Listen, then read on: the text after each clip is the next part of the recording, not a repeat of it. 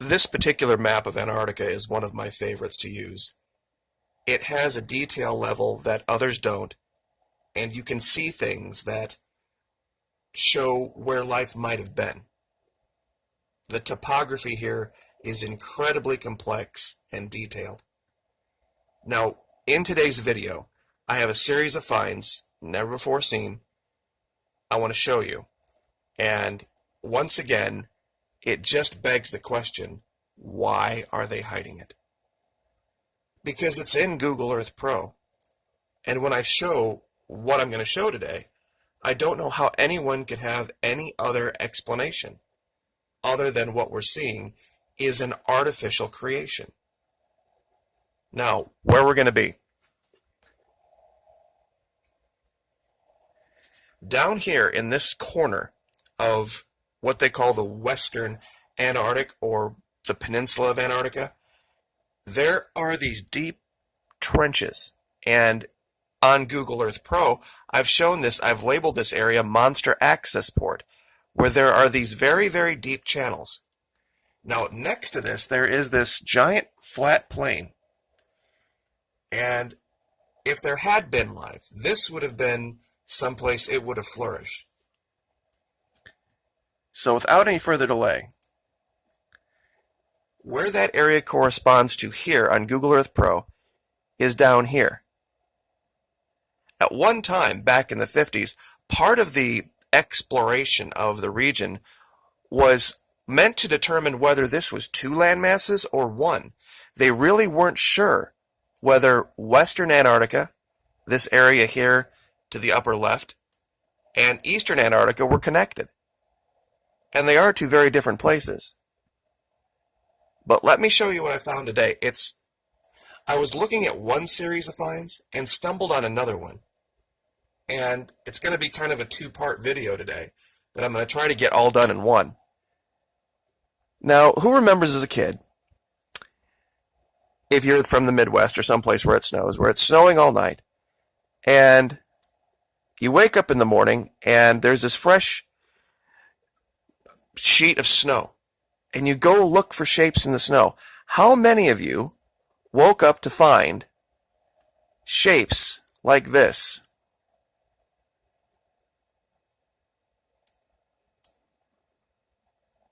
In the snow and ice. I've labeled this one, I guess moray eel would be the best I have here. I mean, maybe I lived in the boring part of the Midwest, where ice and snow just didn't blow itself into shapes like this. But if that were the only one, it would probably be a curiosity. Tell me that's not some type of a horned entry platform. How could this possibly have just been created by the forces of nature?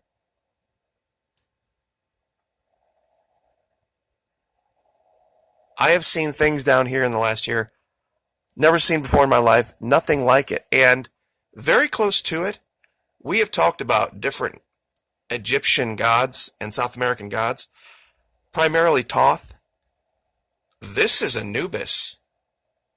This is the jackal right here.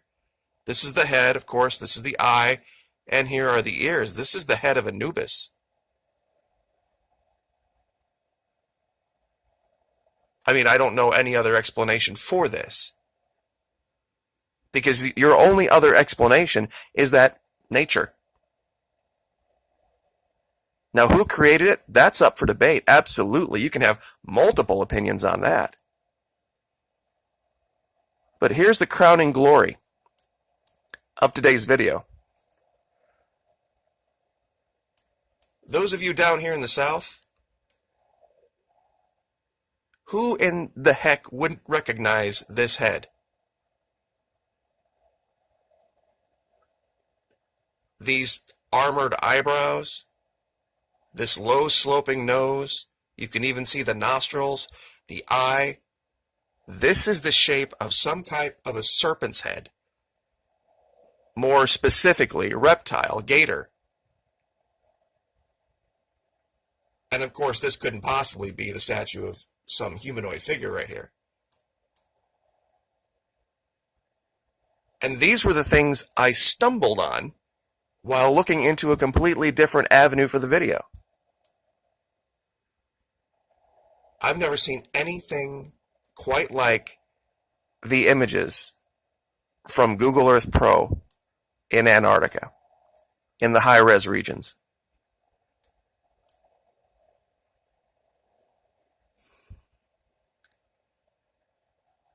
You're telling me that when you look at this, you don't see a creation. There was another region where I showed the face of a simian in detail. I mean, literally, it had ears, chin, eyes, nose, eyebrows, everything. And here we have a 3D representation of literally the exact same thing. I labeled it bear, lion, ape because you could probably see all three. But the more I look at it, it has more of a simian kind of feature. Or maybe it's something we don't know.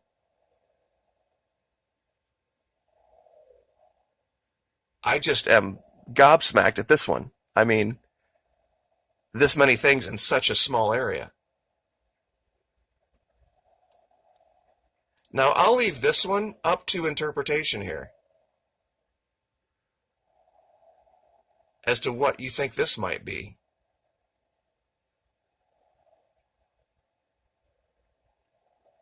I mean, you would have to be willingly ignorant at this point to not see this kind of stuff. Now, the original video has to do with something that was brought to the channel a month or two ago. And let's see if we can get this picture too. There we go. Sorry about that. Viewer brought this image of what looked like a jet leaving out of an iceberg. And the more we looked at it and the more we looked in the region, it was very clear that this was some type of an aircraft. Who put it there? Who's operating it? That's up for debate. But let me show you something in Antarctica, near that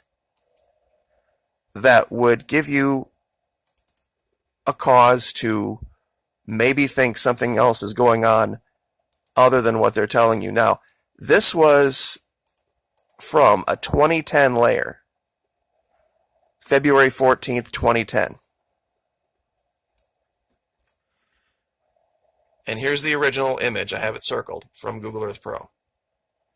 Now, on this quote-unquote iceberg, there are some very strange things going on that I don't know how you would explain any other way. Especially back here, it looks like there's some type of an antenna array. Now, I don't think they created an iceberg. I think they took one and they modified it for their own purposes. But what this ties into is another area. What we found, and this is in 2012, is this very strange region that they have imaged over 3 days. Now, this is part of the investigation that gets a little bit more advanced. If you find a region in Google Earth Pro where up here in the upper left, do you see the time slider? This is an image from 1/13/2012. This is an image from 1/10/2012. For some reason, they high-resed this image, this area, twice in 3 days.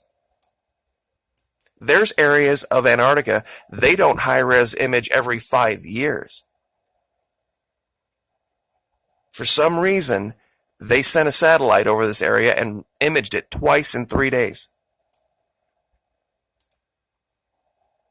Pardon me, 1/10/2012 and 1/13/2012. Now, here's the smoking gun. Remember the blue jet?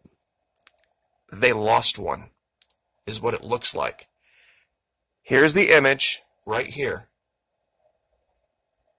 of something very deep dark blue that has crashed on the ice. This image is 113. Here's the same image, 110. Now that image you were just looking at is this right here. See how it's a very different color? And see how we also have some type of a human being on the ice right in front of it?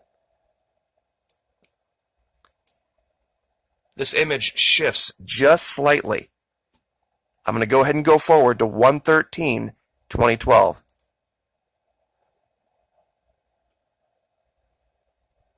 Now the person here looks like they're seated, perhaps is made of fire. But their craft is back here. Looks like perhaps maybe something was leaking out of it. They lost craft 2012 over Antarctica, one of these blue craft.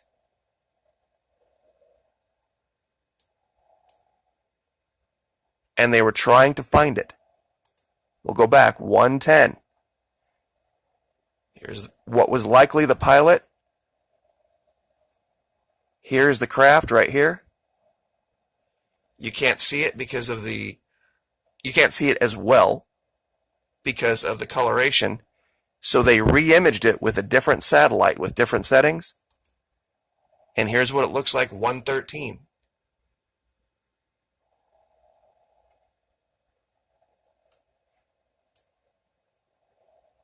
This is a crash site. You can see all sorts of evidence around here for some type of manipulation by a humanoid.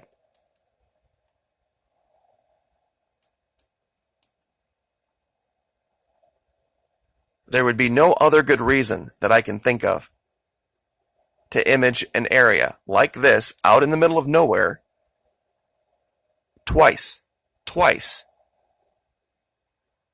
in 3 days, in 72 hours. There are very few governments on the planet that have the ability to do this. To send a satellite to a remote region like this and pull this kind of imagery.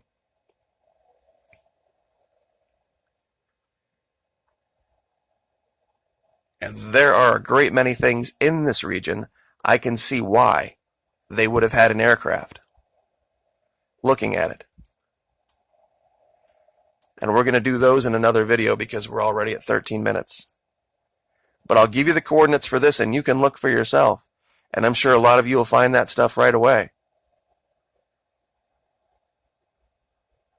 Here's one of those locations.